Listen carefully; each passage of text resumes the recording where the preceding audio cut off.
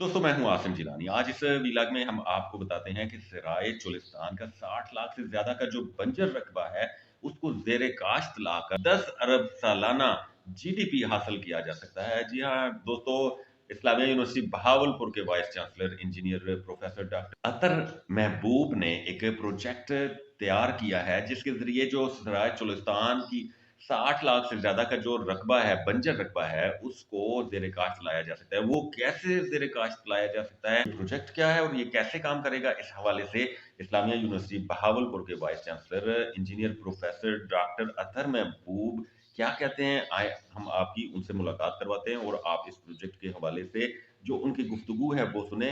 इस प्रोजेक्ट की कामयाबी के बाद जो दीगर बंजर इलाके हैं, सहरा हैं, वहां पर भी अगर इसको इंस्टॉल किया जाए, वहां पर भी बंजर रकबे को ज़ेरे काश्त लाकर मजमूई मुल्की पैदावार में इजाफा किया जा सकता है। यहाँ पे फिर जो ज़राअत हो सकती है जिसमें वीट यानी कि गंदम और कॉटन उनकी जो काश्त की जा सकती है। उसके अलावा ऑर्चर्ड्स और लाइफ स्टॉक, तो तकरीबन $10 बिलियन सालाना पाकिस्तान के जीडीपी में इजाफा किया जा सकता है अगर यहाँ पे बारिश बरसाने वाला सिस्टम ले आए, क्योंकि यहाँ ज़मीन पहले ही बहुत जरखेज़ है। यहाँ लाखों करोड़ों साल तक दरियाए हाकड़ा बहता रहा, जिसको हिंदू वेदाओं में सरस्वती भी कहा जाता है। और यहाँ पे इंसानों के जो पहले शहर थे बर सग़ीर में, वो इसी तहज़ीब के थे, आंकड़ा तहज़ीब के, जिनकी आर्कियोलॉजी पे भी इस्लामिया यूनिवर्सिटी काम कर रही है। लेकिन ज़मीन इसकी वजह से बहुत ज़रख़ेज़ है, और अगर सिर्फ पानी बारिश की मदद से लिया जाए, अच्छा ये पानी वही है जो बुखारात की सूरत में साल के 8 महीने चोलिस्तान के ऊपर मौजूद होता है। और ये वही पानी होता है जो किसी और जगह का पानी नहीं है, बल्कि वापसी पे जाती हुई हवाएं जो पाकिस्तान में मानसून बरसाने के बाद पाकिस्तान से जा रही होती हैं, ये वो नमी होती है। तो अगर आयोनाइजेशन स्टेशन लगा दिए जाएँ तो उसको वो बादलों में, और बादलों को फिर बारिश में तब्दील किया जा सकता है। डॉक्टर साहब, ये जो प्रोजेक्ट आप बता रहे हैं, ये डॉक्टर साहब कितना अर्सा हो गया है और ये अभी तक कहाँ पे है, किन ये किन को आपने तकरीबन 1 ब्रीफिंग साल दी से है? हम मुख्तलिफ महकमों को, एग्रीकल्चर डिपार्टमेंट को, एनवायरनमेंट को, क्लाइमेट चेंज को, नेशनल फूड सिक्योरिटी को प्रेजेंटेशन दे रहे हैं। और ये टेक्नोलॉजी दुनिया के मुख्तलिफ इलाकों में, ओरिजिनली तो रशिया में ईजाद हुई थी, सोवियत यूनियन के एरा में। उसके अलावा United Arab Emirates, Jordan, Iran और मेक्सिको, जहाँ जहाँ एरिड जोन्स हैं वहाँ इस ये टेक्नोलॉजी कामयाबी से इम्प्लीमेंट हो चुकी है। और ख़ास बात ये है कि इसके लिए जो शर्त है कि 5 से 7,000 फुट की बुलंदी पर तकरीबन 30% से ज़्यादा नमी मौजूद हो। तो हमारे मेट्रोलॉजिकल डिपार्टमेंट के साथ तकनीकी ताउन है, उनके 40 साला मेट्रोलॉजिकल डेटा से भी कंफर्म होता है कि चोलिस्तान के ऊपर साल के 8 महीने से ज़्यादा 40% से ज़्यादा नमी होती है, जिसको बारिश में इस टेक्नोलॉजी की मदद से कन्वर्ट किया जा सकता है, उसी तरीके से जिस तरह कुदरत में बारिश होती है।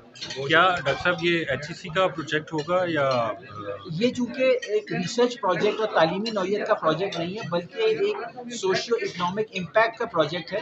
तो इसके लिए जो मिनिस्ट्री सबसे अप्रोप्रिएट है वो तो एग्रीकल्चर मिनिस्ट्री है, क्योंकि इससे हम पाकिस्तान की एरेबल लैंड में 6 मिलियन एकड़ का इजाफा कर रहे हैं। और ख़ास तौर पे वहाँ पे प्लान्ड वे में ट्रांसफॉर्मेशनल एग्रीकल्चर इम्प्लीमेंट होगा, जिससे पाकिस्तान जो वीट अभी इम्पोर्ट करनी पड़ती है, कॉटन की जो क्रॉप है वो बिलो रिक्वायरमेंट हो रही है। तो ये उन कमियों को दूर करने के लिए और पाकिस्तान की फूड सिक्योरिटी इंश्योर करने के लिए ये प्रोजेक्ट है। तो मोस्ट अप्रोप्रिएटली ये एग्रीकल्चर, नेशनल फूड सिक्योरिटी की फेडरल मिनिस्ट्री में बिलोंग करता है, वरना क्लाइमेट चेंज और एनवायरनमेंट की मिनिस्ट्रीज में बिलोंग करता है। इसका सर तखमीना कितना है, और ये अगर कामयाब हो जाए तो जीडीपी में इसका कितना हिस्सा होगा? जी, ये चूँकि डॉलर का रेट बढ़ता जा रहा है, इसकी डॉलर में कॉस्ट है $65 मिलियन।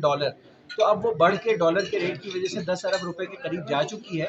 और इसका जो वन टाइम एक्सपेंडिचर है वो तकरीबन $50 मिलियन है। और फिर सालाना इसका ऑपरेशन एंड मेंटेनेंस का खर्चा 1 अरब रुपए है। लेकिन 3 से 5 सालों में सालाना $10 अरब हर साल इकोनॉमी में, जो हमारा एग्रीकल्चर और लाइफ स्टॉक में ग्रोथ इस प्रोजेक्ट की वजह से होगी, तो 10 से 12 यानी कि 200 गुना से ज़्यादा इसका फ़ायदा है हर साल। और इसकी उम्र क्या होगी सर इस प्रोजेक्ट की? जी, जो वेदर स्टेशन लगाए जाएँगे उसमें कंज्यूमेबल पार्ट्स जो है वो इलेक्ट्रोड्स होंगे, लेकिन वैसे सिस्टम की जो लाइफ है वो 25 साल से भी ज़्यादा है। और वो ना ही बहुत ज़्यादा एनर्जी लेता है। एक वेदर स्टेशन जो है वो तकरीबन 25 किलोवाट पावर लेता है, जो कि सोलर पैनल से भी आ सकती है। और सिर्फ उसके अंदर जो पार्ट हर कुछ अरसे के बाद बदलना पड़ेगा, वो इलेक्ट्रोड्स होंगे, जिनकी कॉस्ट आएगी। और फिर कुछ अरसे में ही इस टेक्नोलॉजी को हम इंडिजिनाइज़ कर लेंगे। और एक दफ़ा ये चोलिस्तान में कामयाबी से हो जाए तो इंशाअल्लाह ताला थर थल और बलूचिस्तान के इलाकों में भी हम इसको कामयाबी से डिप्लॉय कर सकते हैं। शुक्रिया।